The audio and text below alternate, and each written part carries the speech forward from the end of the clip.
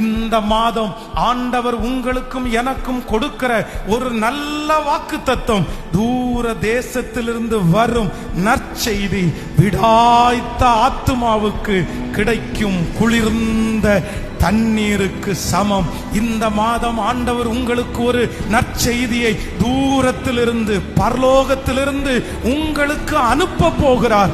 அந்த செய்தி அநேக நாட்களாய் தண்ணீரை காணாமல் விடாய்த்து போயிருந்த ஒரு ஆத்துமா தண்ணீரை பார்த்தவுடனே எவ்வளவு சந்தோஷப்படுமோ, அதே போல இந்த மாதம் கர்த்தர் உங்களுக்கு அனுப்பும் செய்தி உங்களை சந்தோஷப்படுத்த போகிறது. டாக்டர்களால் கொடுக்கப்பட்ட அந்த செய்தி, ஹalleluya, டெஸ்ட்ல கொடுக்கப்பட்ட அந்த செய்தி, வக்கீலால் கொடுக்கப்பட்ட அந்த செய்தியை இந்த மாதம் கர்த்தர் மாற்றி எழுதி புதிய செய்தியை ஆமென் என்று ஆமோதித்துக் கொண்டே இருங்கள். பல ஆண்டுகளுக்கு முன்பாக ஜெபித்த அத்தனை ஜெபத்திற்கும் நான் உனக்கு பதிலை தரப்போகிறேன் என்கிற ஒரு நற்செய்தி இந்த மாதம் வரப்போகிறது.